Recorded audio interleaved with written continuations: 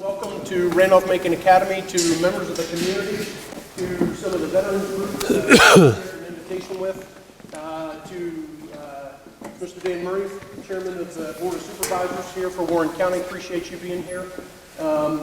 We're trying to open up a little bit more the campus to our neighbors, and this is one of these events in doing so to get a little bit more visibility of our somewhat geographically sequestered campus up here. So glad you all could make it. There'll be more of these type events in the future. I have someone who's going to introduce our speaker, but I do want to make a couple of mentions. One is a big shout out to the Daily Grind, who is supporting our coffee mess out front in the lobby. So if you get a chance, please, for our visitors, please partake of that. I also want to share one of our guests, Mr. Phil Parsons, retired Marine. There's a picture here of myself receiving a Marine Outstanding Bandsman Award when I was a cadet here. And Mr. Phil Parsons was the recruiter here at the time, and when I called around to the various posts, he answered, and I said, yeah, I used to recruit down there back in the day. I said, well, it was back in the day. It was my time, so now I'm back in the day. So, Phil, I appreciate you being here. Welcome back. Without further ado, let me introduce Cadet Josh Klein from Rockville, Maryland. He's going to introduce our speaker. Good afternoon. It's a pleasure for the National Social Studies Honor Society to host this event. RMA alumni have fought in our nation's battles since World War I, including the Battle of Iwo Jima in our Second World War. Those who graduated from this academy and fell on the field of battle have their names memorialized on the wall in the lobby of this gym. One of our alum, Dr. Robert D. Geis, graduated in June of 1944, and he joined the Marines and promptly shipped out. In less than 1 year after leaving Front Royal, he was on the sands of Iwo Jima, wearing his class ring. He remembers several days after the landing, asking a fellow Marine to send the ring back to his mother if he was killed. Moments later, he was almost killed by a mortar shell. Dr. D. Geis survived the battle and retired after business and teaching careers. He currently resides in Illinois. A decade ago, he donated his ring to RMA, which is part of our historical collection. We are proud of our connections to our history. With this in mind, it is my pleasure to introduce our speaker, Mr. Shayne Jarosz. He is a veteran who served 4 years in the Marine Corps, then graduated from George Mason University in 1989 with a degree in history. He has 28 years of experience teaching in Fairfax County. Joining the Iwo Jima Association of America in 2008 as their executive director, he now heads the educational programs. Mr. Jarosz has led tours with military historical tours throughout Europe and the Pacific, including Guadalcanal, Guam, Saipan, Tinian, Korea, and last but not least, Iwo Jima. He is intimately familiar with the subject of this battle and is one of the world's foremost experts. Also with him is the association's chairman, Lieutenant General Norm Smith. At this time, please silence all electronic devices, and without further ado, please join me in welcoming Mr. Jarosz to this podium. Thank you very much. Can everybody hear me? I prefer not using the microphone because I tend to wander around a little bit, and I don't know if the microphone is wireless or not. I just want to make sure everybody can hear me. I am Shayne Jarosz. Thank you for the embellishment. I don't know if I'm one of the leading authorities, but I know how to get to Iwo Jima, so that's something. I did teach for 28 years, so hopefully this will be at least somewhat entertaining as far as not the long, drawn-out, droning history class that some of you might be familiar with. About 16 years ago, I joined the Iwo Jima Association of America as an educator, and I started taking veterans back to the battlefields, and it just kind of snowballed. I've always done this as community service.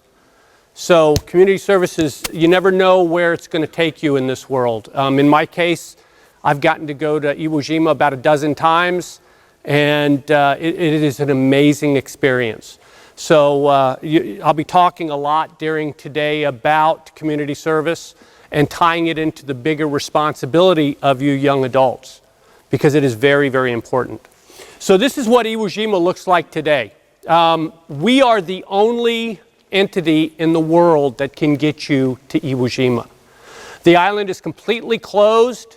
In 1968, it was turned over to the Japanese. The mayor of Tokyo is the mayor of Iwo Jima. The island is completely deserted. There's a small force that is stationed on the island. They're Japanese, and their one and only mission is to keep everybody off of the island. So we are allowed to go to the island one day a year. That is usually in March. This year it'll be March 23rd. We will take the veterans. We've actually chartered 2 planes to go from Guam to Iwo Jima, and we get basically about 8 hours. That's it. Now in 1968, when this island was turned over to the Japanese, one of the things that was stipulated in the treaty is that we would have access to the island anytime a veteran or a family member wanted to go back. The problem is, it is $2,200 just to get from here to Guam.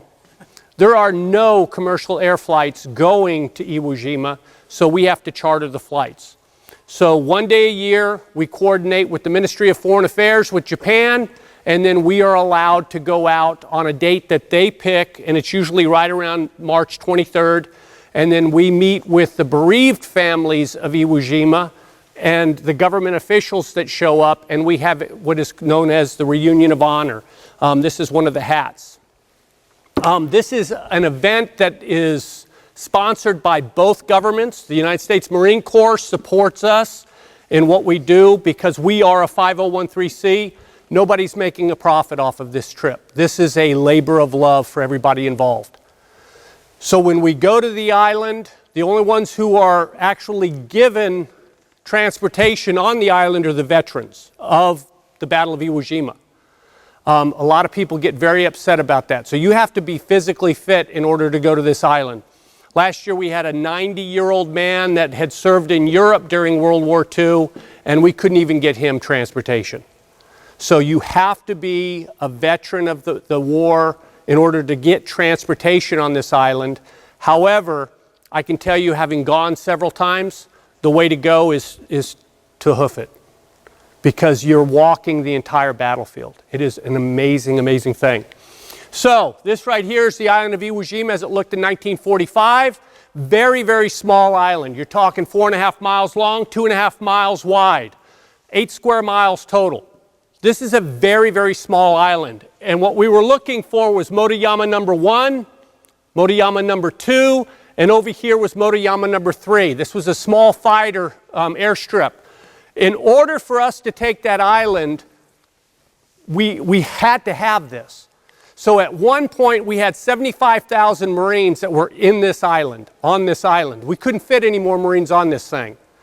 However, we had no clue exactly how many Japanese were stationed on the island. As you can see, there's no barracks anywhere in this photograph. This was a small fishing village prior to World War II.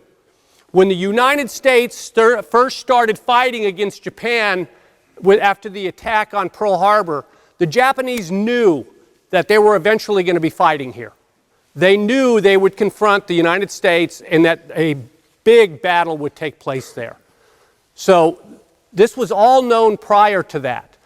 This was nothing that was a surprise to the Japanese, nor was it really a surprise to the Americans. You think about the 1920s. Amelia Earhart went out and was exploring, and she was trying to circumnavigate the world. Well, supposedly, the backstory of that is that she was actually taking photo reconnaissance pictures for the U.S. government as she was flying around the globe. Now, whether or not that's true or not, I don't know. There's a lot of people that I've talked to, both in the Republic of Kiribati, where supposedly she went down, that said that they remember seeing a blonde-headed woman and her male companion being taken away by the Japanese. It makes great history stories. Okay? Whether it's true or not, I don't know, but boy, it makes a great story. So, we had to have this island. To get a frame of reference for how tall Mount Suribachi is on the southern tip, you're talking about the same height as the Washington Monument. Okay? This is the side right here that the 5th Marine Division Combat Team 20, This is the landing beaches. Right up here is where Combat Team 28 ascended Mount Suribachi. All right? So, once you gentlemen and ladies go to college, you're going to take a history class, and you're going to have a history professor that's going to look at you, and if you guys start taking a class on World War II, they're going to start talking about this battle. Okay? So now this is the interactive part of this program. Somebody tell me what you guys know about Iwo Jima. The heat's on. Yes, sir. Considered one of the Japanese home islands? All right, it was the very first Japanese homeland island that we assaulted. Okay, prior to that, they were just Japanese occupied. What else do you guys know about the island of Iwo Jima? It's where that iconic photo of all the soldiers raising the flag. All right, great picture of all those Marines raising the flag, right? What else? Yes, sir. First time American casualties outnumbered those of the Japanese? No, not yet. Because our casualties were very, very high in this battle. Very high. And I'll give you the statistics on that in just a minute. Anybody else? It was great for fighter airfields, and after we captured it, it was B-29 emergency airfields. It was, actually. So one of the things that a lot of these highfalutin college professors are going to tell you is that it was a total waste of life for the U.S. Marines to go there and fight. By the way, this was a joint operation between Marines, Navy, Army, Army Air Corps. As a matter of fact, General Smith and I were just at a gentleman's funeral yesterday. His name was Jerry Yellen, flew the last combat mission in the Pacific. P-51 pilot, I believe he was, wasn't he, Jerry Yellen? So this was a joint operation. It had to be taken. Now, everybody's always saying, well, you think about the island hopping campaign. We could have easily skipped Iwo Jima and just gone on through there. We couldn't do that because all of our airstrips from Guam, Saipan, and Tinian, for us to do the firebomb raids, we had to fly directly over Iwo Jima and the Bonin Island chain. If you watch the news over the last 2 or 3 months, when George Bush Sr. passed, the Bonin Island chains came back into view. There is a phenomenal book that was written by James Bradley called Flyboys. There were 5 pilots that were shot down over the Bonin Island. 4 of those pilots swam to the island of Chichijima because they figured if I became a prisoner of war, I would be treated right by the Geneva Convention and the Japanese would take care of me. They were wrong. At this point in the war, these officers were actually cannibalizing these gentlemen because they thought that's what they had to do in order to be tough. So by the time we get to 1945, Hideki Tojo has changed the entire samurai code.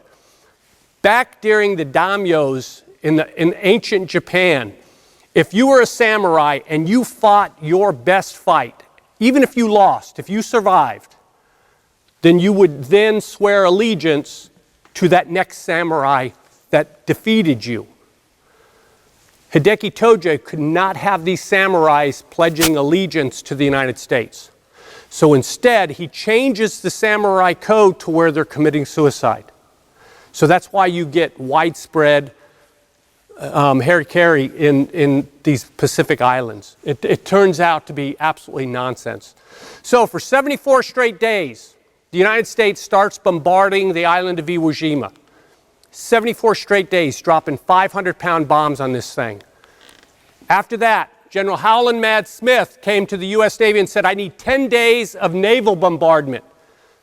Navy says you can have 3 days. He argues with them. We have to have 10 days because we don't know where the enemy is. We don't know what their strength is. We have to have them. They give the United States Marines 3 days of naval bombardment, and over that time period, we killed nobody. So the Japanese were dug into this. This right here is the front deck of the battleship Missouri, which battleship Missouri, the Japan surrendered on it. It was also the very first time it fired its guns in anger was at the island of Iwo Jima.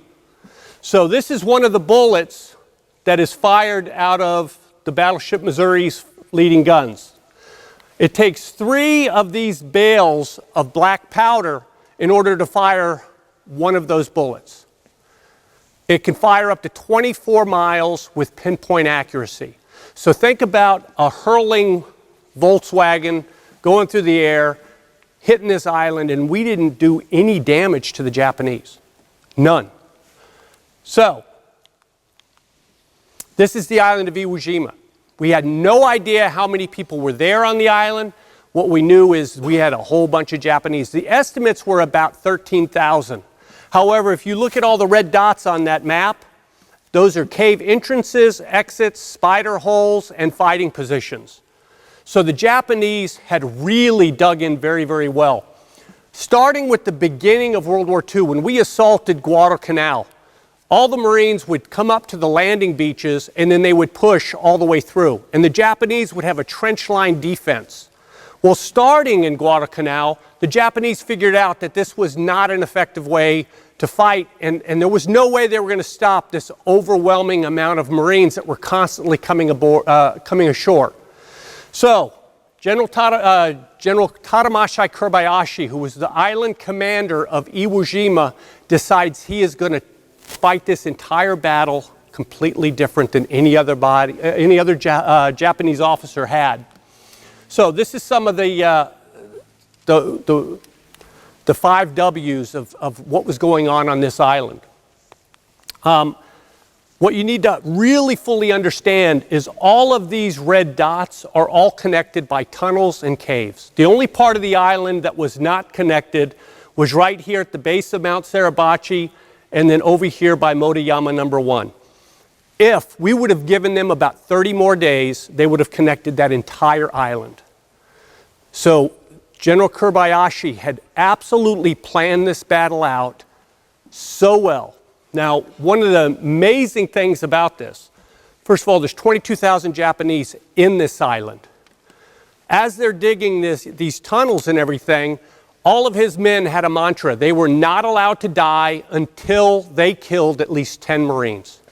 And once you see the statistics of this battle, they came very, very close to taking 10 Marines out for every man that was serving on this island.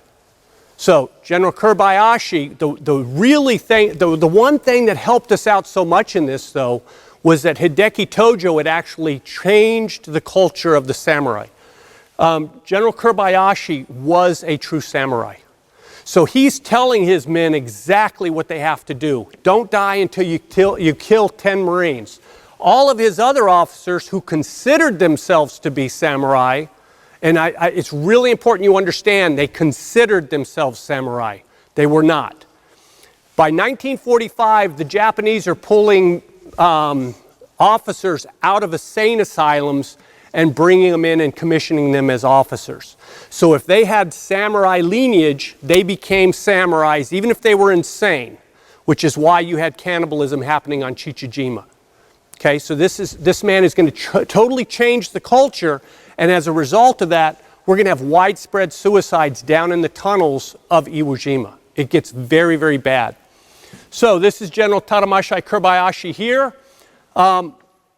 The nation of Japan, when we first started our reunion of honor, they really were not excited about any Marines coming back to that island. They were afraid that all these Marines were going to go out there and start beating their chest, and it was going to be a celebration of this great big flag raising, and we beat up the Japanese. That was the last thing that we wanted to do. So Major General Fred Haynes, Lieutenant General Larry Snowden are the ones who really originated this whole idea of the reunion of honor. They committed to the Japanese that this is a joint memorial service where we will go and honor the dead from both sides, and that's exactly what we do. Okay? So this is actually a picture of Yashitaka Shindo, who is the grandson of General Tadamashai Kobayashi. He is one of the individuals within the Japanese government that is actually helping us keep this island open. Okay?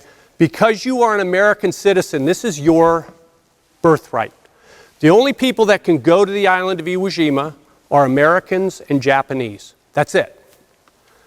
So what we try to do is keep this island open so when you guys get a job and you can afford to buy a plane ticket, we can take you to Iwo Jima. All right? It is one of the rarest Most incredible places you've ever been. So, this is the landing beaches over here. This was the projected. They thought we might be able to land on this side. That was absolutely out of the question. So the 5th Marine Division landed here on green, red, and yellow beach. 4th Marine Division landed on yellow beach 2, and then, what is that, blue beach. Japanese had both sides of this, Mount Suribachi and the rock quarry. They had the entire landing beaches in a cross section of fire.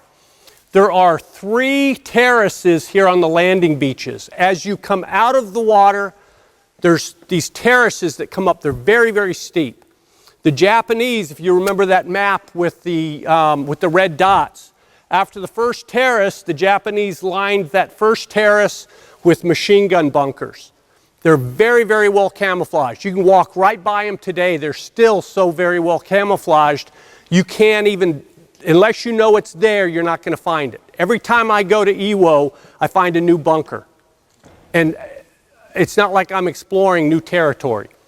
After the second terrace, same thing. They had a line of machine gun bunkers. The third terrace, they have another line of machine gun bunkers. So every time the Marines would conquer a new terrace, the Japanese would filter in behind them to where for the entire 36 days of the battle, the Marines were constantly surrounded. This was so well planned out by General Tadamasa Kobayashi. Now, the interesting thing about this, when General Kobayashi graduated from OCS in Japan, he graduated the top of his class. When you graduated top 10% of your class in the Japanese military, you got to go to a war college anywhere in the world you wanted to go. General Kobayashi says, I want to go to Washington, D.C., and I want to learn about war from the Americans. Everybody ridiculed him because they thought he was ridiculous. During this time period, the Germans had the most elite fighting force in the world, so they believed. So, General Kobayashi comes to the United States. Look at the impact he has. 2 movies just in the last 10 years were made about General Kobayashi, Flags of Our Fathers and then Letters of Iwo Jima. There was another officer out of the entire military in Japan. Only 2 officers decided to come to the United States to learn about war. We taught General Kobayashi, and we also taught Admiral Yamamoto. So these kind of came back and bit us in the keister. So this is the black sands of Iwo Jima. And while I'm telling you about this slide, I'm going to pass around this tray. It's full of the black sands from Iwo Jima. This is actually volcanic ash. And the landing beaches, that's all there is just volcanic ash. It is an incredible experience to walk on this landing beach. If you look at this picture, you can see how these guys are trying to dig in. It's so porous, it just falls right back down. When I first put this presentation together, I had written a proposal for my school system because I wanted to go to Iwo Jima for the first time. And they said, well, if you put together a presentation where we can show the families and the PTA, we'd be more than happy to see what we can do. So before I presented this to the faculty, I presented it to General Larry Snowden, and I was showing him this. We got to this slide, and he goes, I was a young captain on Iwo Jima. And when I was there, as soon as we landed, it just became chaos. Things were exploding everywhere. There were dead men laying all over the place. He goes, the battlefield was absolutely horrible. People couldn't get on or off the beaches. We were all trapped. And he was yelling at one of his captains. He had a mortar went off right around where General Snowden was, and his back was completely peppered with mortars, with mortar shrapnel.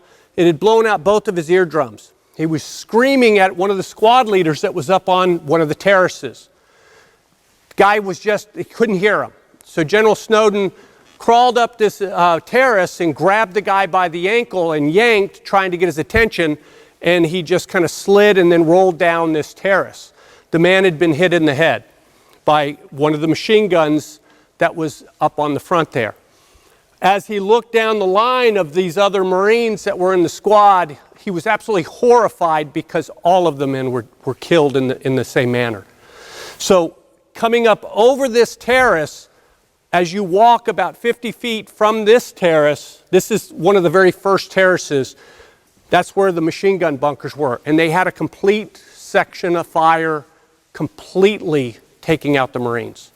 And then keep in mind that from the rock quarry on the right facing the island and then Mount Suribachi from the left, they had them in a crossfire. This was a serious killing field that the Japanese had created. And there was no way for them to get on or off the island.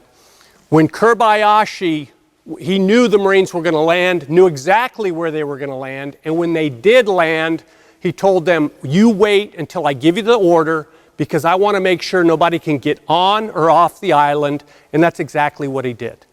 So this was an absolutely masterful plan by General Suribachi. This right here is Combat Team 28. These are the guys that raised the flag on Mount Suribachi. These are the 5th Marine Division Marines, and one of my proudest things is this gentleman right here was Captain Fred Haynes, the operations officer for the 5th Marine Division. He is the man who hired me for the Iwo Jima Association of America. Captain Fred Haynes, as the operations officer, was the individual who told Combat Team 28 to raise both of those flags. He was given the order, and then he conveyed it to, at the time it was Captain Severance. So you can see how packed this beach is. Today, when we collect sand off of that beach, we actually have to pick the bullets out of the sand. That's how heavy of a concentration of fire there was on this beach. So you're not allowed to take any of the bullets off the island. You can take as much sand as you can carry. This is that same exact landing beach today. So when veterans get out there that fought on Iwo Jima, first of all, they never thought they would ever step foot on that island again. However, when they do step foot on that island and then they see what it looks like today, it's a powerful, powerful experience for them. Very powerful. This right here is the top of Mount Suribachi, and this is where the flag raisings took place. And this is the very first flag raising. This picture was taken by Sergeant Lou Lowry. How many people knew there were 2 flag raisings on Iwo Jima? Okay. Some of you, you don't have your hands up. This is the very first flag raising. So all of the combat photographers and everybody else go up to the top of Mount Suribachi. This is it right here. Everybody is celebrating. Now, I've heard 2 different versions from many of the veterans having taken them back to Iwo Jima, because one of the questions I always love to ask them is, where were you when the flag went up? And most of the Marines that I've talked to said, I have no idea. I was in a bunker, people were shooting at me, and I didn't want to get shot. So I was, and then I've had other veterans who go, man, the flag went up and we were all cheering and whooping and hollering. I guess it would depend on what part of the island you were in. We had our old public affairs officer, his name was Cy O'Brien. Cy O'Brien was about this tall. He was on Iwo Jima when the flag went up. And he was best friends with Lou Lowry. As a matter of fact, when Cy passed, he willed me all of his original photographs of Lou Lowry. I'll have to bring those in and show those to you sometime, sir. So Cy describes being down in a bunker looking up at Mount Suribachi, and the American flag came up. He said it was the most beautiful thing he'd ever seen. He said that here was the red, white, and blue of the American flag against this beautiful blue sky. And it was just whipping in the wind. He said it was the most beautiful thing he could ever imagine. So Lou Lowry took this picture.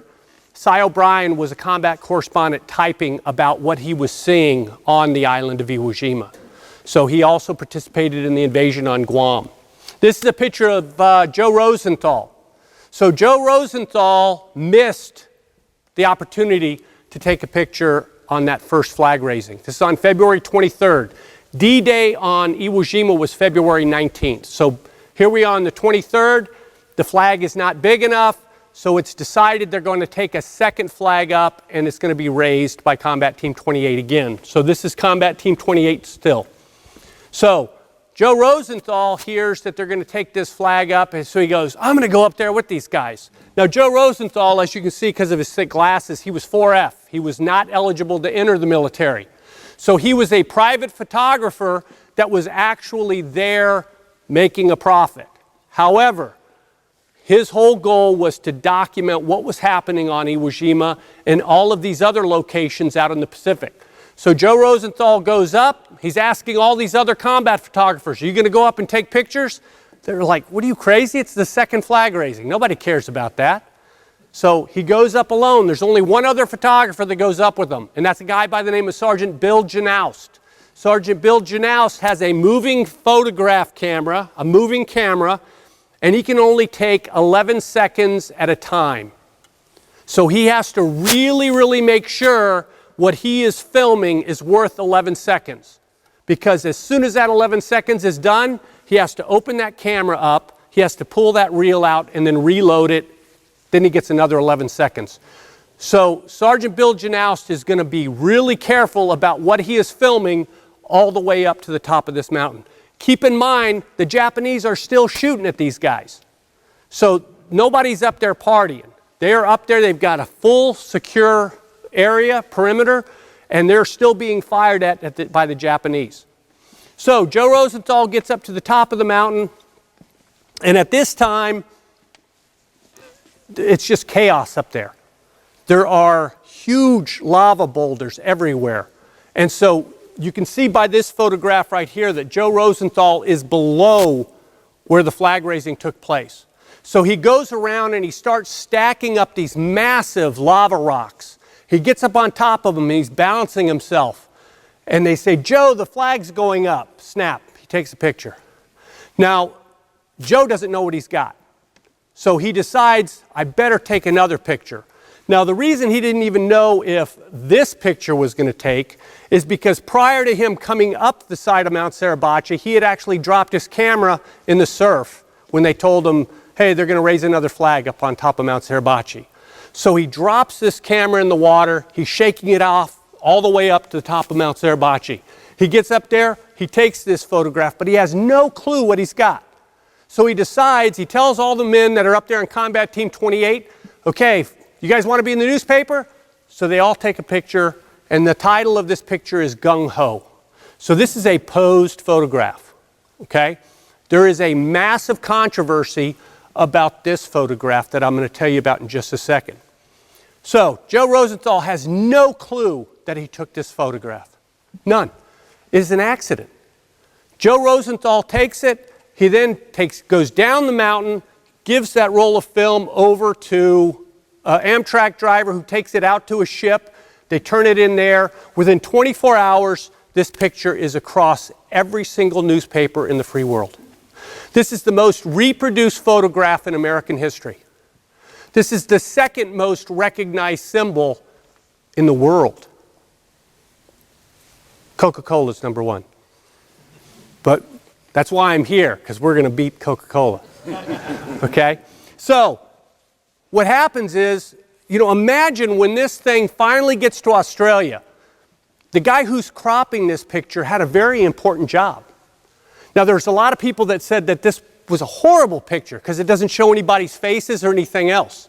However, this is like a culmination of somebody's life. This was a Pulitzer Prize winning picture. So Joe Rosenthal spends the entire 36 days on the island of Iwo Jima, gets off, he goes to Australia, he gets there, and everybody's saying, Joe, what an amazing picture. You are going to win the Pulitzer Prize. You got to be honest with us. Did you pose that picture? And he says, thinking that they meant this one, well, of course I posed this picture. By the way, there's only two of these gentlemen alive today. One of them is Colonel Dave Severance, who on February 2nd will turn 100 years old. He is going to be the reviewing official at MCRD boot camp for a graduating class. The other one is a guy by the name of Bob Mueller. Bob Mueller was best friends with Ira Hayes, who is this gentleman right here. They were both commandos. And every time I show this picture to Bob Mueller, he goes, I ain't telling you any war stories, so get the picture away from me. So this picture right here is gung-ho. Everybody, Joe Rosenthal doesn't know they're talking about this picture when they ask him if he posed it. He was like, of course I posed that. So what ends up happening is there's a massive controversy because now the rumor spreads that Joe Rosenthal posed this photograph. So once Joe Rosenthal sees the picture, he says, no, I didn't pose that photograph. That photograph right there, if anything, was an accident. I was balancing, taking pictures. I couldn't believe I got that picture. He goes, if you don't believe me, go and look at Sergeant Bill Genaust's work that he did. If you were to go to YouTube, what you would find, if you typed in flag raising on Iwo Jima, you would see the 11 seconds of Sergeant Bill Genaust's filming. Now, a couple days after the flag raising, Sergeant Bill Genaust was in a firefight with a bunch of other Marines. He was at the mouth of a cave, lots of caves on Iwo Jima. The Marines that he was supporting could not see inside of the cave, so Sergeant Bill Genaust took his light from his moving camera, turned it on, and then was shining it inside of the cave. The Japanese did a bonsai charge to outside of the cave. They grabbed Sergeant Bill Genaust, pulled him inside, and he has been in the island since then, 1945. So there's been several expeditions trying to find Sergeant Bill Genaust. The hill that he was collapsed inside of, they've excavated it. There is no Sergeant Bill Genaust there.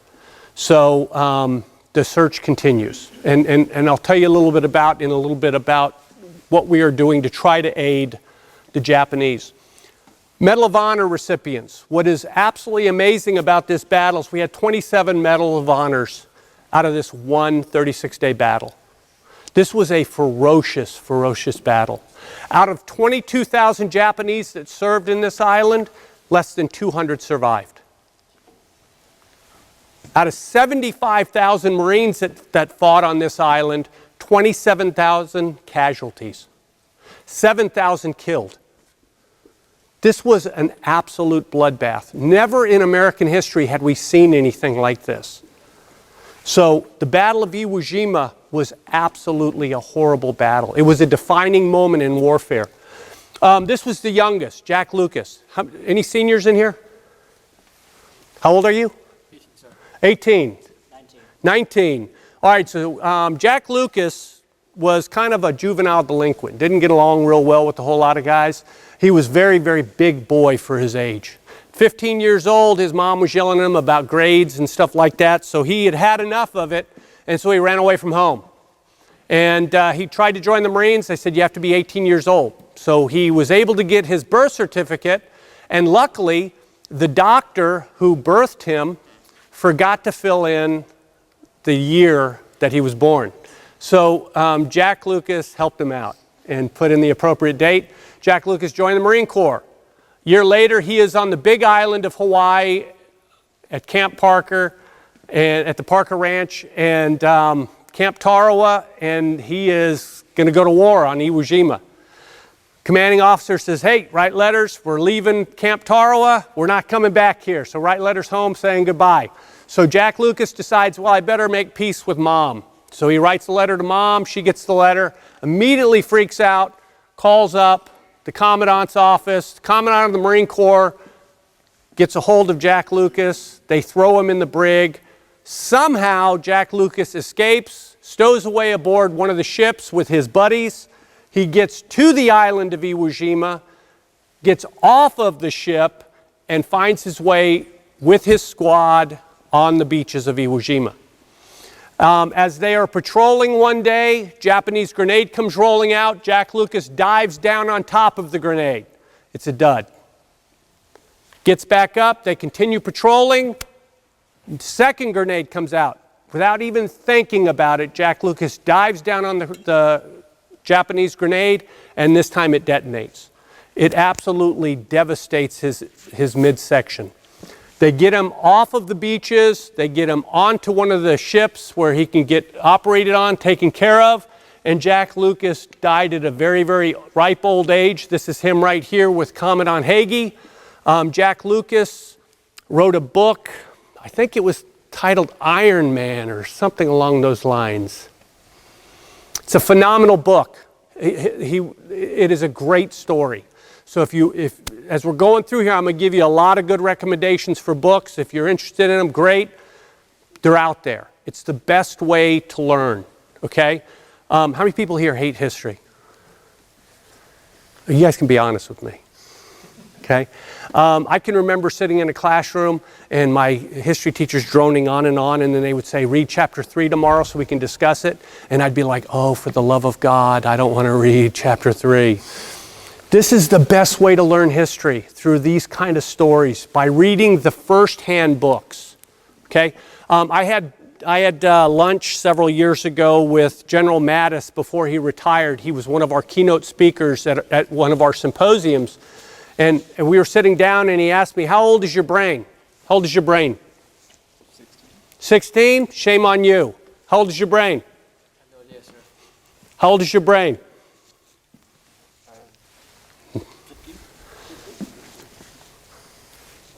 Every time you read a book, you acquire that knowledge. Your brain gets older. That's the way General Mattis looks at reading, which is why he's such a voracious reader. And if you're going to lead people, you better know as much and have an old brain as you can possibly have, because you are in charge of other people's lives. And when he explained that to me, I read a couple comic books, because that's... All right, so then the last surviving Medal of Honor recipient is Woody Williams. Woody Williams, I've had the pleasure of taking back to Iwo Jima 2 times for the 70th, and then last year for the 73rd. He was asked if he'd like to go back this year for the 74th, and he said, I'm not making that flight anymore. Woody is 96 years old. He is a remarkable, remarkable individual. If you watched the Super Bowl last year, he is the gentleman that flipped the coin to get the game started. He was also the last Medal of Honor recipient that they introduced this year at the All-Star game here in Washington, D.C. So this is Woody Williams receiving the Medal of Honor from Harry S. Truman. I had dinner with Woody. I've had dinner with Woody several times. We're very good friends. And he was telling me once about when he got the medal from Harry S. Truman. Woody is from West Virginia, just an old country boy, just absolutely terrified. He's standing there in front of the President of the United States, and the President of the United States slips that medal over his neck. And what this picture doesn't show is right next to him is Jack Lucas. And Jack Lucas was kind of a loose cannon, always talking, always talking. He was an operator. So Harry S. Truman looks at Woody Williams and says, you know what? He goes, I'll trade you my office for that medal any day. And Jack Lucas, I'll take that bet. And Woody said, I was shaking. I couldn't even talk to the president. I was too scared. So there's a lot of different statistics about Iwo Jima, but the one that when I found this, it was absolutely staggering to me. You know, it's one thing to say that we had 27,000, 26,000 and some change casualties. However, when you put it into context of what is going on today, because based on the statistics of Iwo Jima and Okinawa, that's what made us decide we had to drop the atomic bomb. However, when you look at statistics like this, in infantry regiments, casualties were at 75%. Today, and even in Vietnam, if an infantry unit got to 15%, they pulled that entire unit off the line. These guys were trapped on that island. And it's very, very rare that you find somebody that was there for the entire 36 days, because most of these guys were trapped on there. Once they were wounded, they were medevaced. Those that were in the first 3 waves, because they were trapped, there are documented cases of men having both legs blown off. They would take their web belts off, create tourniquets on both legs, grab their weapons, and crawl off and continue the fight, because they knew they were not going to get off that island, and they were so concerned about their brothers on their left and their right that they had to take care of them. That is an amazing, amazing thing. So let's talk about today what we are doing with the Iwo Jima Association. I've been involved with the Iwo Jima Association for about 16 years now. Starting the very first year when General Fred Haynes was at the helm, he turned over all of his battle maps to the Japanese. So because there were such high casualties for the Japanese, every time they would have a bonsai charge, they would dig a trench line, they would bulldoze the bodies into the trenches, and then backfill them. Nobody ever took the time to document where these things were. However, Major General Fred Haines did.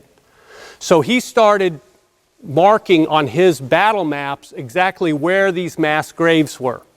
He turned those over to the Japanese. For the next 7 years, we had a map like this made, and we gave one to every single Iwo Jima veteran that came to our symposium, and we would ask them to put an X wherever they could remember that there was a mass grave on the island of Iwo Jima. So at the end of every symposium, I would take all of these, and eventually we would get these to the Japanese embassy, and then they would take them forward. As a result of that, we have helped the Japanese recover 1,200 remains. Now, there are still 13,000 Japanese in the island of Iwo Jima.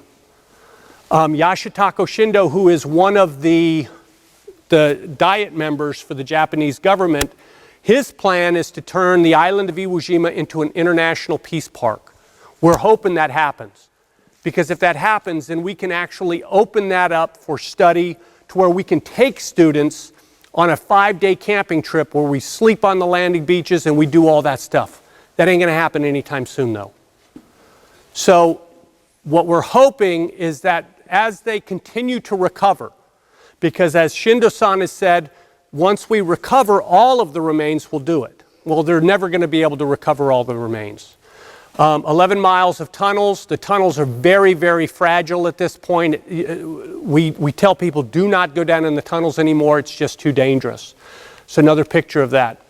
So what we usually do is when we take our veterans out, we fly out of 2 different areas, Houston and then Los Angeles. For Houston, they usually make a big announcement. They have TSA, they have the police show up. In Los Angeles, they do the exact same thing.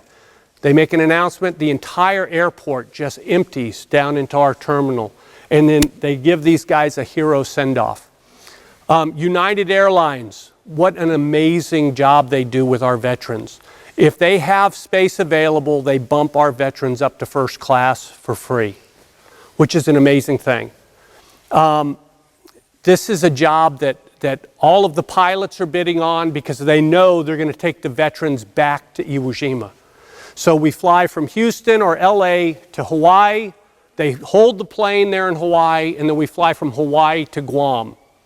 Those are the easiest ways for our vets to go. Once they get there, they are greeted as heroes by the people of Guam. Chamorros and Carolinians are the primary local islanders there in Guam. The Marines liberated them. And so as a result of that, when these guys come in, it is everywhere that the liberators are there, and they are treated like heroes. It is really a beautiful thing to see. These are just some of the people that we've taken. This gentleman was one of the original code talkers. This was for the 70th anniversary, and this is why I always tell students that I talk to, it is so important to do community service. Out of this entire group of Iwo Jima vets that we had there at the 70th anniversary, there's only 3 of these gentlemen that are still alive today, which is heartbreaking. The estimates are anywhere between 12 to 1,500 World War II veterans are dying every day. So if the average age of an Iwo Jima veteran is 95 years old, what's going to happen in the next 5 years? They're gone. You guys are witnessing the end of a generation. So what you choose to do with that information is really important, because if you choose to do nothing with that information, I promise you in about 10 years, 15 years, 20 years, when your kids come to you and ask you, hey, tell us about World War II, you're going to go, oh man, I had the opportunity to do something and I didn't. So this is my challenge for you guys. How many of these guys do you think live at home still? Most of them live in assisted living programs where their families don't get to visit them as much as they'd like. What a great volunteer opportunity. You know, sitting down with these gentlemen, talking, playing cards with them. It is a wonderful, wonderful thing to do. And you're going to get so much more out of it than they will. However, you're going to thrill them to death because all of a sudden they're not forgotten anymore. Take an opportunity. You've got a very, very small amount of time to do this. You're talking 5 years. This is a small-term commitment. And you're going to one day look back and you're going to say, I really should have done that. Or you're going to say, that was the best advice I ever got. And I hope that, because I don't give a whole lot of good advice. So I hope that's it. This is me standing on Green Beach, right where Combat Team 28 came ashore. This is the side of Mount Suribachi they went up. And this is looking inside in one of the tunnels looking out. These were very, very well dug tunnels. I know it's hard to see in the gym. As you're going into the tunnels, which you're not allowed to go in anymore, but as you're going in the tunnels, they actually had little alcoves for sleeping and stuff.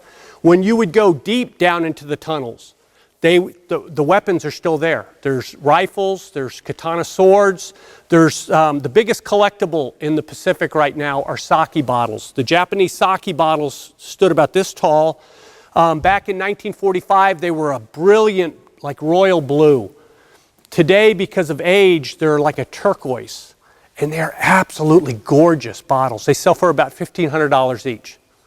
It's hard to find them though, because most of them were broken or damaged during World War II. Down in the deeper areas of Iwo Jima, they have mountains of these things. However, you can't get down to them anymore. This is some of the steps. They've closed the tunnels off completely because about 5 years ago there was a Japanese major who wanted to explore the tunnels, and as he was exploring down inside of the tunnels, it's about 120 degrees in here. This is an active volcanic island. So as he got down in there, he passed out from heat exhaustion, and it took them 3 days to find this major, and when they finally found him, he had basically slowly cooked himself inside of the island. They almost canceled the reunion of honor when that happened. So we really, really stress to people stay away from the tunnels. It's just too dangerous. This is a little bit better view of some of the alcoves where the soldiers used to sleep. This right here is Bob Mueller. He was one of the guys that was in the photograph Gung-Ho. I had the opportunity 2 years ago to raise the flag on Mount Suribachi with him. And this is where the exact spot on Mount Suribachi where the flag raising took place. So this is the monument that is up there. If you see here, this is all dog tags. Anytime a Marine has the opportunity to go to Mount Suribachi and climb, they go and they take their dog tags, put them up there to rededicate themselves to the Marine Corps and to the country. So this is hallowed ground. More people have climbed Mount Everest than have been to the top of Mount Suribachi. That's how rare of a place this is. This is another view. These are the original landing beaches right here. This all is new made land. To show you the seismic activity that's happening out there, for the 70th anniversary, standing on the landing beaches looking out at the ocean, we usually do 2 figure eights at about 300 feet over the island. And the Continental pilots love doing this stuff. So that way you can see on both sides of the plane and take pictures. Well, as we were taking pictures, out on the ocean, you could see a brand new island that was bigger than Iwo Jima. So when we got out there, we actually had a geologist with us, and one of the pilots was standing there, and he told us, he goes, you know what? He goes, I fly the Guam to Narita flight, and he goes, for about 2 months, the ocean was just boiling. He goes, we'd fly over, you could see it just boiling and bubbling. He goes, and then one day we flew over, and there was this island sitting there. So that was the 70th anniversary for Iwo Jima. When we went back to 71st, that island is gone. It sank back down under the ocean. So this is really, really a hot spot of volcanic activity. And as a result of that, like I said, this is all new island. It's all volcanic ash, and the island itself has risen 24 feet. So, all right, so this is Woody Williams, last surviving Medal of Honor recipient. In 2016, they just christened the USS Woody Williams. He gets a real kick out of knowing his ship is out in Norfolk, and he loves the fact that he has a hat of his ship. So he actually got to go out on a couple cruises with it, and he is so honored to have this. Woody Williams, at 96 years old, his mission is to put a memorial for every Gold Star family in the United States, in every state in the United States, and I believe he's got 12 more states to do before he says that he's ready to give up the ghost. Couple really, really great books that I'd like to recommend for you. First one was written, this is our interpreter, his name is Dan King. Dan King went to high school, learned the Japanese language in high school, went to college in Japan. He learned the formal Japanese language that they spoke in the 1940s. Today, from what he's explained to me, is the Japanese language is almost a slang language now. And so when these Japanese veterans, because the only way that a lot of the veterans can get to Iwo Jima is through our organization. So when they come in, what's really kind of interesting is Dan King will be standing there waiting for them, and the very first thing he says to them is in this formal Japanese language, and they're like, who is this white guy? However, it works out very, very well. This gentleman just passed, and this is him when he was on Iwo Jima. And I believe, didn't he give you that little piece of metal to see? Well, I gave it back to him. Yes, sir. But he was actually, the only reason he survived the Battle of Iwo Jima is he was hit by some shrapnel, and they had to medevac him off of the island. Wasn't that it? Yeah, and he was the one that immediately told all of us that day. He talked to the group there in Guam. He said he didn't even have a gun. He wanted to make sure that we knew he wasn't shooting at Americans.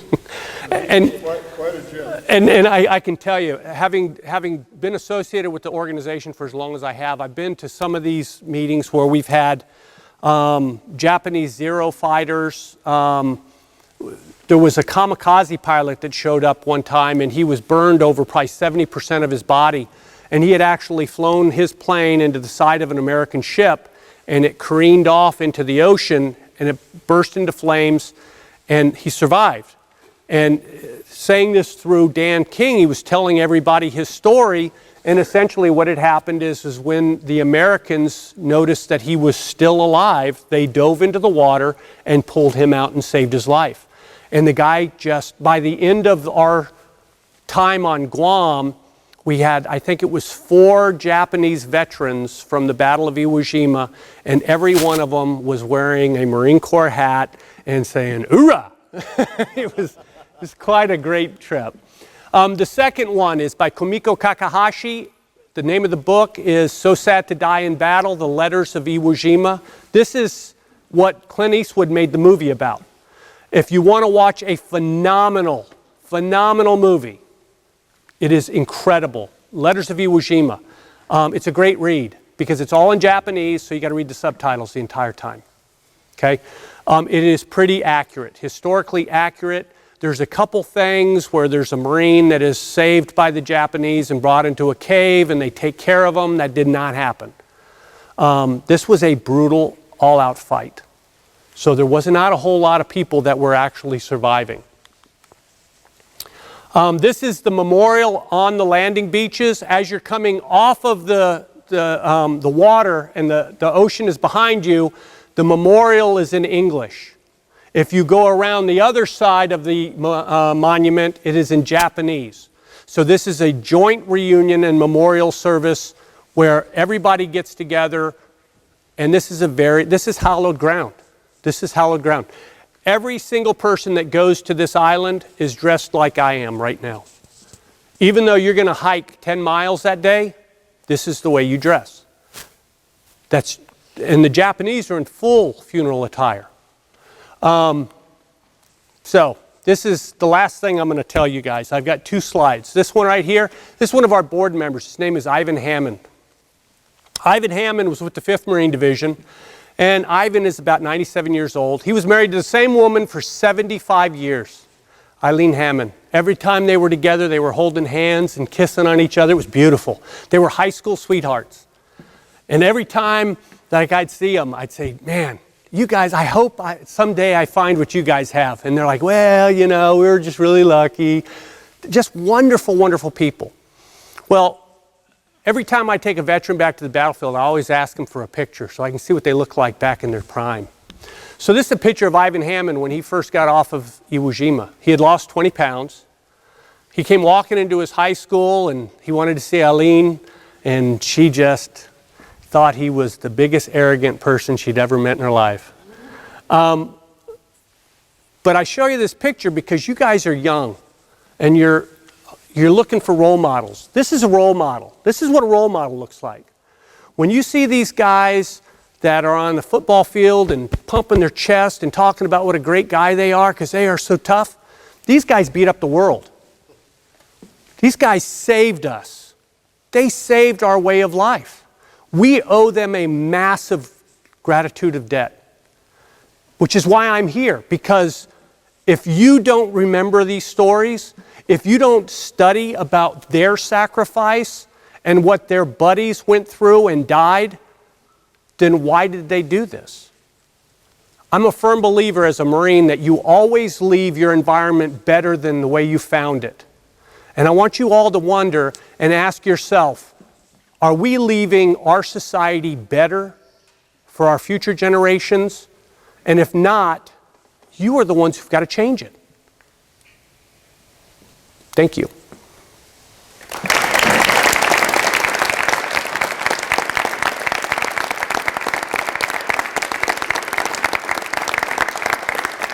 Okay, so any questions?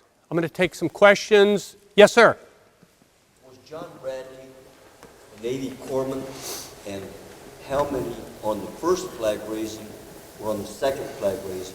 Okay, so I'm going to answer your question, but I'm going to also defer you because I have some information. Mike, could you give him some information on the symposium? We actually have an educational symposium. As good as you thought I was, our true historians are even better. The answer to your question is John Bradley was in the first flag raising picture. Okay? Was he a Navy corpsman, though? He was a Navy corpsman, and let me see if I can back up to this picture real quick. Our main historian for the Iwo Jima Association of America is Charlie Niemeyer. Charlie is the individual who actually pinpointed all of the survivors, everybody who was in this picture and in this picture and up on top of Mount Suribachi.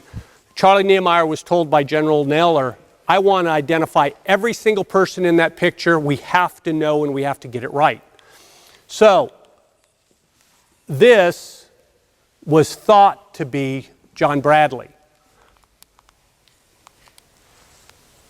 This is John Bradley, I believe, right here.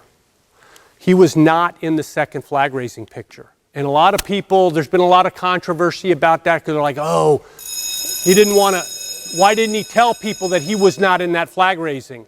When John Bradley was told he was in the flag raising picture, he was wounded, he was all shot up on morphine, and they told him, you were in that flag, you raised the flag on Mount Suribachi. He didn't know what flag they were talking about. So he said yes. And then most likely what happened is as this kind of built momentum, it was too late for him to back out.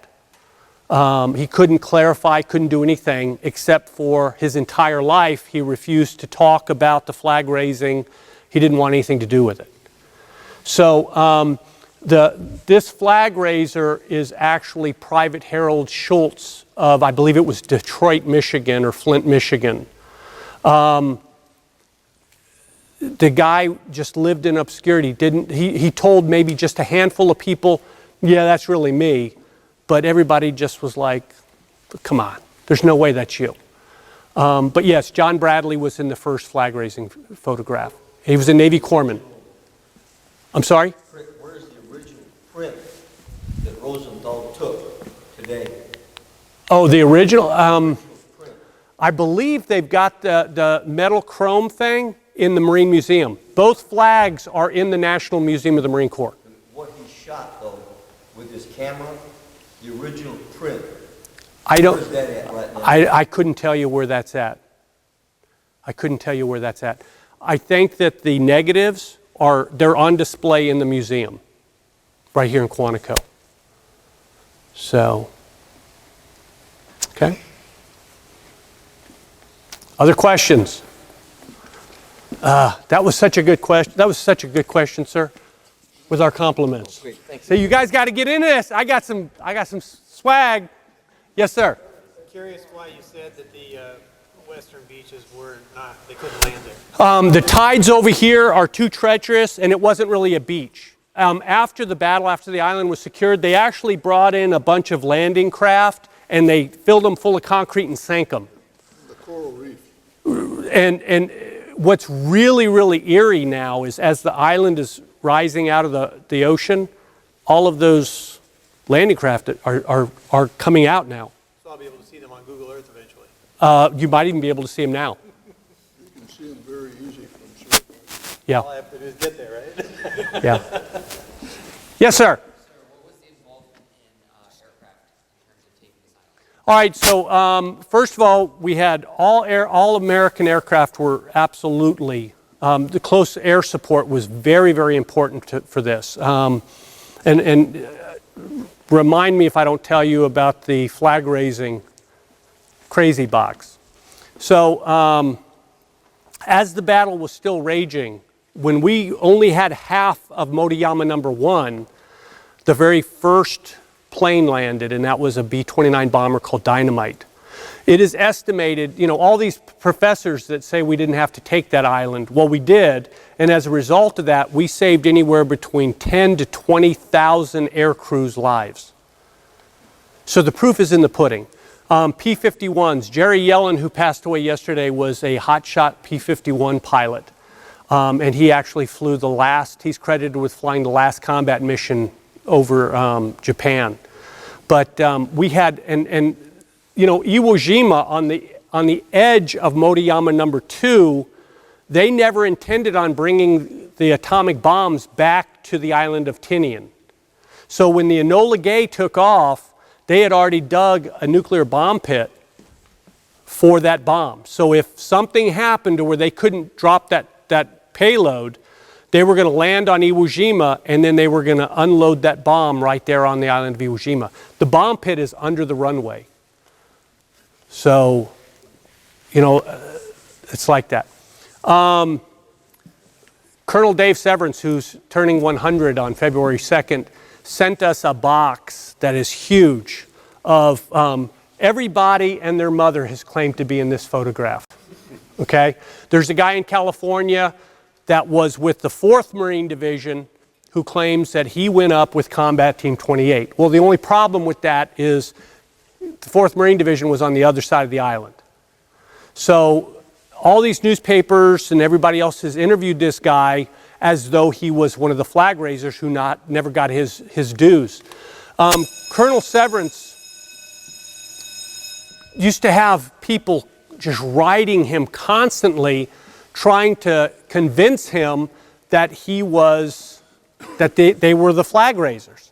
And he even had a pilot who he was so skilled as a pilot, he landed his plane, a P-51 Mustang, on the side of Mount Suribachi, and he saw those guys struggling with that pole, so he went over and helped them raise the flag. It's amazing some of the stories that these guys got. Where did the poles come from, folks? Anybody ever wonder that? There's no fresh water on this island, so the Japanese had dug all kinds of cisterns. And so by the time you had 74 days of aerial bombardment and 3 days of naval bombardment, those poles were shaken completely out of those cisterns. They would go down and into the mountain and then down to the tunnels to feed them with fresh water. So the poles are from their water cistern system. Okay? Here you go, young man. Yes, sir.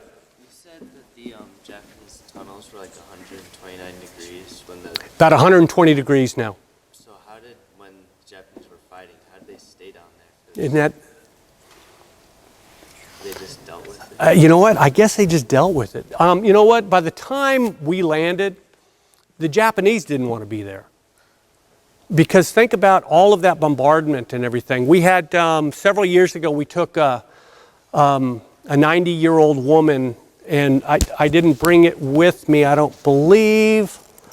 This woman was a widow of a Japanese soldier who died. He was stationed in Mount Suribachi. And he would write her this letter all the time. And then after the aerial bombardment and everything else, he came out in the middle of the night one night to write a letter. It was cool. He said it was beautiful out. There were stars. The shelling had stopped. And he just figured, hey, we're going to be great. Everything's fine.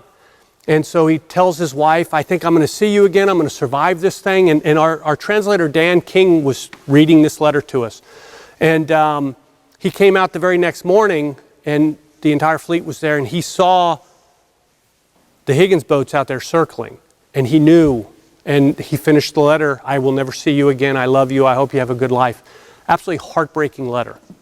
So, you know, it's one of those things where, did I answer your question? Yeah. And have all the tunnels been explored, or do they still not? All right, so as far as we know, we've got two complete maps for the tunnels of Iwo Jima.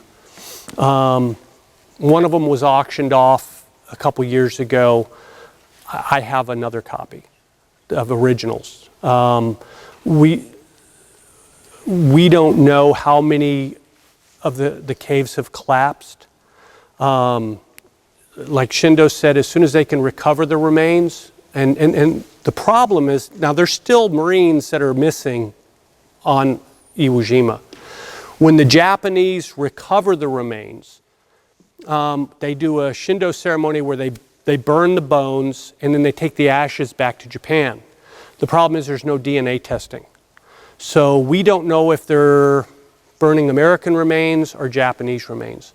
Back when you could go in the tunnels, it was sobering because you would go in there and you would see two types of bones. One of them, there would be like ivory white bones, and usually this part of the body was missing. Those are the guys that would blow themselves up. Or else you would, at the head of the caves, you would find bones that were covered in black. And that was the napalm. As they were hit by the flamethrowers, it would just burn all the way down to the bone. So I don't see us ever recovering all of those remains. It's just not going to happen. Yes, sir.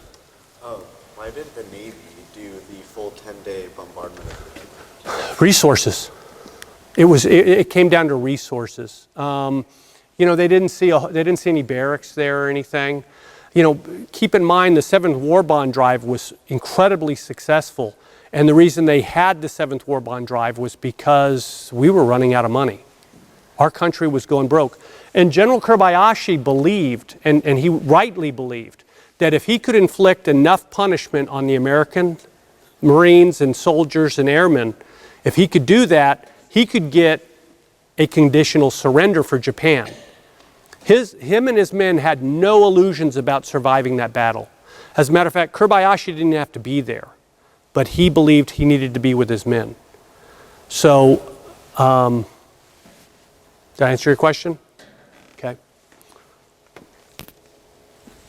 Yes, ma'am.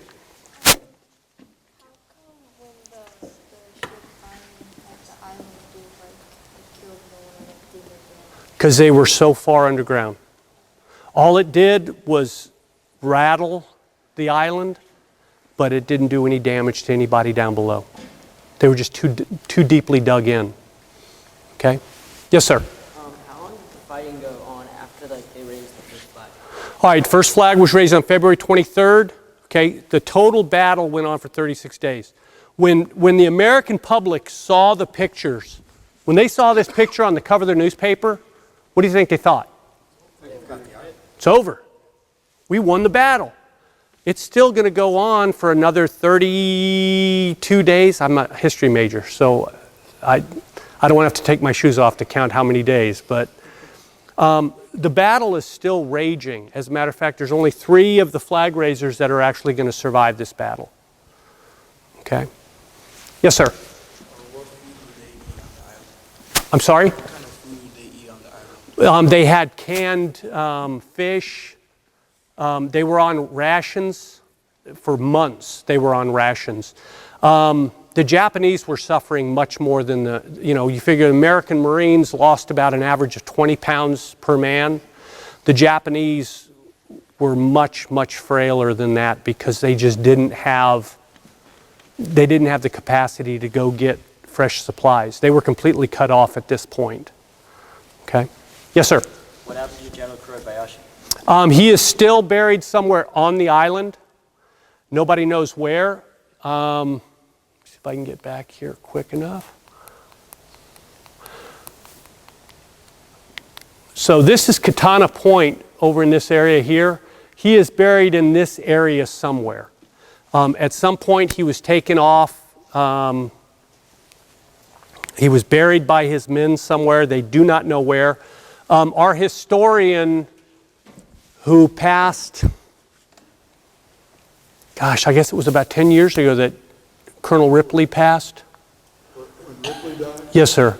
Colonel John Ripley from the Easter Offensive in 1972, he was our historian for a long, long time. And because he was Colonel John Ripley, he had pretty much unlimited access to the island of Iwo Jima. And he explored this entire island better than anybody else. And supposedly, he had thought he had figured it out. But that could just be folklore because he never told me or anybody else as far as I know. Nobody knows where he was buried. Yes, sir? Did the U.S. military ever attempt to take Chichijima? We did take Chichijima.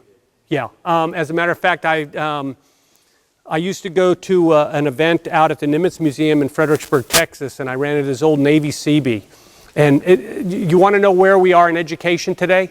So this old Navy Seabee had an 8th grade education. When he was aboard ship, they had torpedoes. And the torpedoes, to keep them cool, they're packed in pure grain alcohol. Those guys figured out on an 8th grade education how much of that pure grain alcohol they could drain out and drink and not blow up the ship. This guy was so smart, when he got to Chichijima, he saw how hard the Marines were fighting it. It just broke his heart. He found an old Japanese washing machine and he turned it into an ice cream maker. Could you do that? I couldn't do it either. And I think about that. This guy had an 8th grade education and yet he knew how to turn a wash machine into an ice cream maker, which is just amazing to me.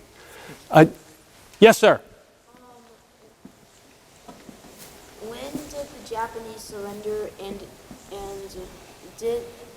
when they did, why? Or what are the main reasons why they did so? Okay, the Japanese never technically surrendered.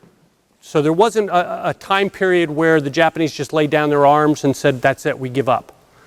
What ended up happening is a platoon of Marines got up to Katana Point and they dipped a canteen cup in the ocean and then they brought it back to the commanding general. Okay? And that was, if you do the math, Nimitz secured the island. It was right around March 23rd. Okay? That was a very good question, young man. Okay. Yes, sir? You say that the United States was broke over this.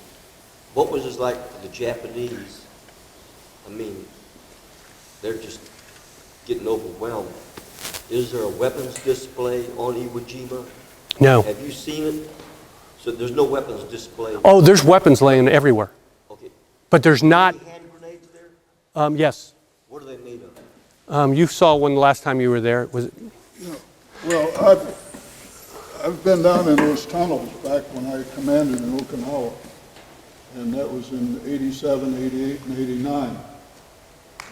There's all kinds of weapons still laying around in the tunnels.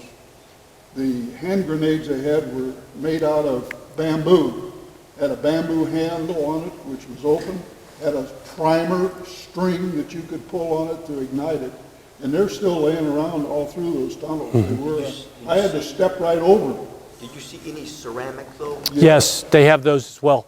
As a matter of fact, I was exploring caves on the island of Saipan once, and it had a little opening like this, and I was able to get my shoulders in, and I had my flashlight, and I could see one of the ceramic grenades sitting right in front of me. I could see a bunch of equipment and sake bottles behind it, but there was that one grenade, and it was sitting in a pool of water. And I figured that because when those ceramic grenades start sweating, it's nitroglycerin. So I figured that was nitroglycerin, and I would leave all that stuff alone. So. They're about the size of a tennis ball. Yeah. I have one in my safe at home. Do you? Yeah, I've I'm got from an 3 of them. ammunition ship, and they brought all that junk. Yeah. And unfortunately, I gave one to a friend of mine who's since passed away, and I kept one. And I had to take it when I lived in Virginia Beach to somebody that knew a lot, probably more than I did. Yeah. And he had some sitting up there, and he says that's where it was. Yeah. But this was off the island of Guam. Because, you know what, because the Japanese were really hurting for resources, they took a lot of shortcuts. The ceramic grenades were one of them. All of their fighter planes, they had a metal fuel tank, and they had no armor plating behind their pilots because they didn't have the resources in order to put those there. So they had plenty of people, so that they were willing to make that exchange. There was something else I was going to tell you along those lines, and I can't remember what it was now. So, but they were short of resources. I remember Major Rick Spooner, who owns the Globe and Laurel restaurant out in Quantico, was with the occupation forces on Japan at the end of the war. He had fought on Tarawa.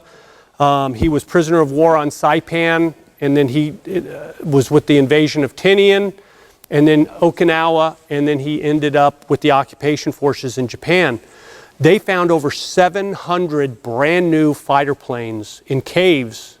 So Japan was actually saving their best weapons for their own defense, as well as training children as young as 5 years old how to operate spears and stuff.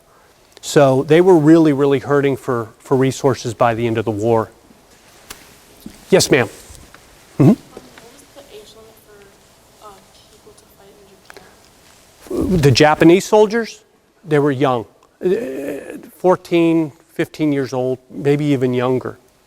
So the average age for an Iwo Jima veteran was about 17, 18 years old.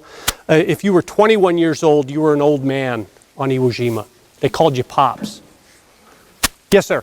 Who was the president back then? All right, so because World War II was so long, Franklin Delano Roosevelt was the very first president, and then he died while in office, and then Harry S. Truman is going to take over. Did the president comment on the island? Did the president comment on it? Harry S. Truman was the president after the battle. Based on the casualties of what happened on Iwo Jima and on Okinawa, the U.S. strategists figured that the United States would lose 1 million men if we invaded Japan. So this is why we dropped the atomic bomb. Harry S. Truman had to make that decision. And if you read enough, there's a new book coming out by one of our historians, Don Farrell, and his premise of the book is that we saved Japan by dropping the bombs. Okay? Because the Russians were heading for Japan, we would have had a North and a South Japan like we do Korea today. So we actually kept Japan unified. Yes, sir. Anytime the U.S. asked for backup? Did the U.S.? No.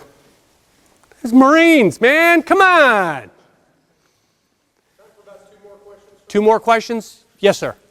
The organization that you work with, it takes U.S. veterans who fought at Iwo Jima back to Iwo Jima. Yes. Do you think there's an organization like that except for the Japanese side?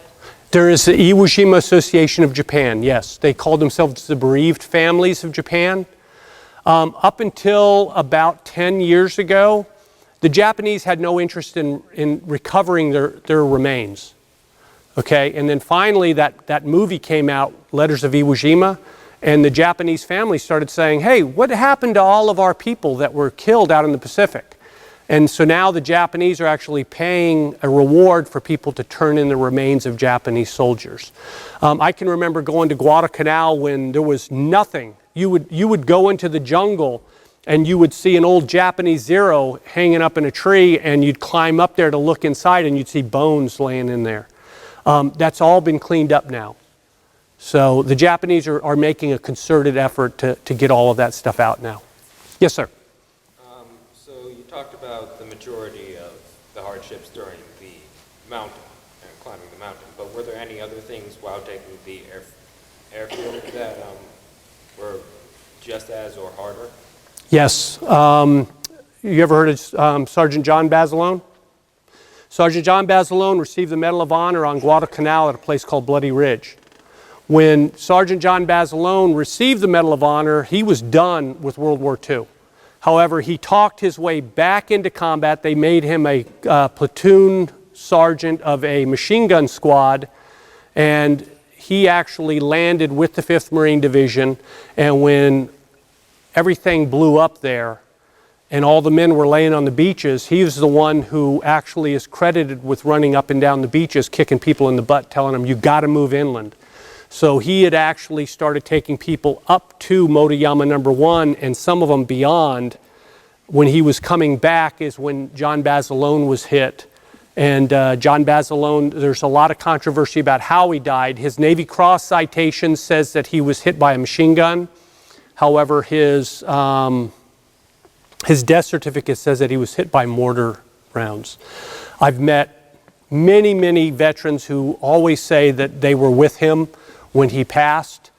I do know that there was a guy by the name of Colonel George Alden, and George Alden was John Basilone's best friend, and he has pictures of him. The night before they landed, they all shaved their heads bald, and I have a bunch of those photographs. But all over the island, Sergeant Michael Strank was hit down in the meat grinder area by American friendly fire. They called it the meat grinder because both sides of this canyon, as you walked through, the Japanese had dug tunnels behind them, and when they got an entire squad in there, they would just open up and just cut you up like a meat grinder.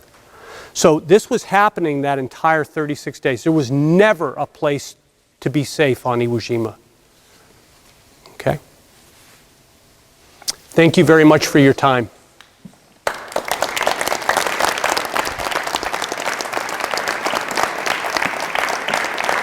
Sir, from the bottom of our hearts, thank you for coming to see us today. Thank you for presenting to us. Please accept from the Academy and the National Social Studies Honor Society the small token of our appreciation. Thank you very much. Have a great rest of the day, sir. Thank you. For those of you that are visiting, we have an educational symposium. We've got the flyers right here. This is open to the public. We celebrate the Iwo Jima veterans. On Saturday, February 16th, we have an educational symposium. We actually have the leading experts, this time the leading experts on the Battle of Iwo Jima, including Dr. Charlie Niemeyer, who identified all of the people in the photograph, and he explains how his team did that. We have Colonel Dick Camp, who talks about the pre-invasion preparation with the Navy Frogmen. And then we've got James Oakey, who was trained by Colonel John Ripley on the actual sequence of battle of Iwo Jima. In the evening, we have a big band banquet where all the Iwo Jima veterans are coming in. We've got a 14-piece big band that does all the standards of the 1940s. It is a lot of fun. We have a great, great time celebrating these gentlemen, and I hope that you all can join us. Thank you. Thank you. That's for you. Very good. There's coffee still in the lobby, should you want some on the way out. Again, we appreciate you being here. Thank you for having me.